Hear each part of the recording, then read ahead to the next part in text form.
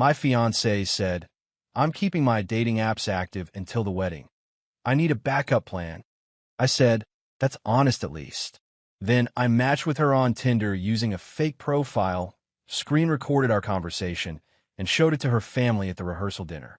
When her dad stood up and asked her to explain, I, 31 male, proposed to my fiancée after 3.5 years together. We've been living together for 2 of those years. Split rent on a 2-bedroom apartment. Had a dog together. Share a Netflix account. The whole domestic package. I'm a project coordinator for a mid-sized construction firm. She works in pharmaceutical sales. Between us, we were pulling in decent money. Not wealthy, but comfortable. We'd saved about $14,000 in a shared wedding fund over the past year. That's important later. So about 5 months before the wedding, I'm doing laundry and her phone buzzes on the nightstand. I wasn't snooping. I literally glanced over because I thought it might be the DoorDash driver. It was a Tinder notification. My stomach just dropped. You know that feeling where your body registers the betrayal before your brain catches up? Like your chest gets tight and your hands go cold and your brain is still going, no, there's an explanation. I didn't touch the phone. I sat on the edge of the bed for about 20 minutes just staring at the wall. Then I waited for her to come home. When she walked in, I didn't scream, didn't throw anything. I just said, hey, I saw a Tinder notification on your phone. And here's where it gets wild. She didn't even flinch. She put her purse down, kicked off her shoes, and said, and I swear on everything, oh, yeah, I've been meaning to talk to you about that. She sat down across from me at the kitchen table and told me, completely calm, that she was keeping her dating apps active until the wedding. She said, and I quote, I need a backup plan. What if things don't work out? I don't want to start from zero. I just sat there, blinking. She then hit me with, it's not like I'm sleeping with anyone. I'm just keeping my options open. Honestly, you should be flattered that I'm still choosing you. Flattered. I said, that's honest at least. She smiled like she'd won the conversation. Said, see, this is why we work. We can talk about anything. I nodded, went to bed, and that night, lying next to her while she scrolled through her phone, wonder what app, I made my decision. Not out of anger, out of clarity. See, I'm not the blow up and make a scene type. Never have been. I process things slowly. And what I processed that night was simple. She didn't respect me. She didn't respect what we were building. And she sure as hell didn't respect the $14,000 we'd saved or the 200 people we'd invited to watch us commit to each other. So I started planning. The next day, I borrowed my buddy's photos with his permission. Told him I needed them for something and that I'd explain later. He's a decent-looking guy, works in finance, has that whole clean-cut vibe. I created a Tinder profile. Name, Derek. Age, 33. Bio, just moved here. Looking for something real. Basic but effective. I set the distance to 3 miles and started swiping. Took about 40 minutes before I found her profile. And let me tell you, reading your fiancé's Tinder bio while she's in the next room watching Bravo is a surreal experience. Her bio said, not looking for anything serious. Let's just see where it goes, smiling face with smiling eyes. Not looking for anything serious. We were 5 months from a wedding. I had a tux fitting scheduled for that Saturday. I swiped right. She matched almost immediately. And then I did something I'd never done before. I turned on screen recording and started chatting with my own fiancée. Over the next 2 weeks, Derek and my fiancée had some very interesting conversations. She was flirty, responsive. She told Derek she was technically in a relationship, but it's complicated. She said she felt stuck and was just exploring. She sent selfies, the same bathroom mirror she uses every morning while I make coffee. She never once mentioned the engagement, never mentioned me by name, never mentioned the wedding that her parents were helping pay for. I saved everything, every message, every voice note she sent, every selfie. Screen recorded the whole thing, backed it up to my cloud, and put copies on 2 different USB drives. Then I kept living my life. Went to work, came home, cooked dinner, walked the dog, kissed her goodnight, all while carrying this grenade in my pocket. I know some of you are going to say that was manipulative. Maybe it was. But she told me to my face she was keeping dating apps active and expected me to just accept it. I didn't confront her because I already knew who she was. I just needed everyone else to see it too. The next few months were honestly the hardest of my life, pretending everything was normal while planning what I was going to do. I lost about 12 pounds just from stress. My buddy, the one whose photos I used, kept checking in on me. He was the only person who knew. During this time, my fiancée's entitlement ramped up in ways I didn't think possible. First, she decided the $14,000 wedding fund wasn't enough and told me I needed to pull from my personal savings to cover upgrades. She wanted a premium open bar package, an extra $3,200. When I pushed back, she said, "My parents' friends expect a certain standard. Don't embarrass me." Then she started dictating the guest list. My college roommate? Cut. He's weird. My coworker, who'd been my mentor for 4 years? Cut. I don't want weird people there. But her sorority sisters she hadn't spoken to in 6 years? All invited. Every single one. Then, and this one really got me, she told me she wanted me to sign a post-nup within the first year of marriage. Not a prenup. A post-nup. She brought it up casually while we were grocery shopping. My mom thinks it's smart. Just in case. Just in case of what? The backup plan? I said sure to everything. Because none of it mattered anymore. Meanwhile, Derek was still in her DMs. The conversations had gotten more intense. She'd started complaining about me to a fictional man. Told him I was emotionally unavailable and boring. Said I didn't have ambition. This from a guy who manages $3 million construction projects. She asked Derek to meet up for coffee twice. He made excuses both times. I obviously couldn't let that happen. But the intent was there. In writing. Screen recorded. 3 weeks before the wedding, the rehearsal dinner was set. Her parents were hosting it at a nice Italian restaurant. About 60 people, close family, wedding party, a few family friends. Her dad had put down a $2,800 deposit. I've been carrying this weight for months, barely sleeping, running on caffeine and cold showers. But I had a plan, and I was sticking to it.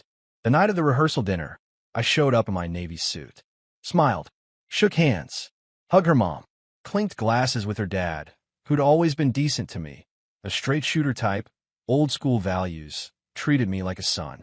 After appetizers, the best man was supposed to give a short toast. Instead, I stood up and said I wanted to say something first. The room got quiet. My fiancée was beaming. She probably thought I was about to say something romantic.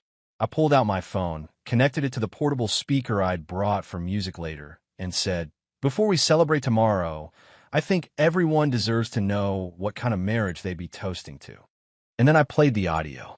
Not all of it. I'm not a monster. I played a 3-minute compilation. Her telling Derek she was just exploring. Her saying the relationship was complicated. Her calling me boring. Her asking to meet up. Her saying she wasn't looking for anything serious. 5 months before the wedding. The room went dead silent. My fiancée's face went white, then red. Then she grabbed my arm and hissed, "What are you doing?" I pulled my arm back and said, loud enough for the room, "I'm giving you the backup plan you wanted." Her mom immediately started crying. Her sister was staring at her phone like she could somehow fix this through the screen. Her bridesmaids looked like they wanted to evaporate. And then her dad stood up. He's a big guy, retired military, the type who doesn't raise his voice because he doesn't need to. He looked at his daughter and said, very quietly, "Is this real?" She started stammering. "It's taken out of context. He set me up. This is entrapment." Her dad held up his hand. "I asked you a simple question. Is this real?" She couldn't say no, because it was. He turned to me and said, "Son, I'm sorry." Then he looked at his daughter and said, "We need to talk." "Not here." He walked out. Her mom followed. My fiancé ran after them, heels clicking on the tile like a countdown. I sat back down, finished my bread. My buddy texted me, "How'd it go?" I replied, "Bread's good." I left 20 minutes later. A few of her family members actually shook my hand on the way out. One of her uncles said, "You did the right thing, kid." Her cousin, who I'd always gotten along with, just gave me a nod. That was the last time I was in the same room with her family for a while. All right, so a lot of people are asking for the aftermath. Here it is. The wedding was obviously canceled. But canceling a wedding that's 3 weeks out isn't just an emotional nightmare. It's a financial one. The venue had a partial refund policy. We got back about 40% of the deposit, which was $2,600 out of $6,500. The caterer? Non-refundable. That was $4,800 gone. Photographer had a cancellation fee, $500. The DJ was cool about it and refunded everything. Florist kept $1,200. All in all, we lost about $9,000 between us that just evaporated. And here's where it got ugly. She wanted me to cover all the losses. Her argument? You're the one who blew up the wedding, so you should pay for it. I said no. She made the choices that led here. I just made them public. She got her mom involved. Her mom called me 4 days after the rehearsal dinner and left a voicemail that was basically 7 minutes of guilt tripping. How I'd humiliated their family. How I'd ruined her daughter's reputation. How the Christian thing to do would be to pay for the damages and walk away quietly. I didn't respond.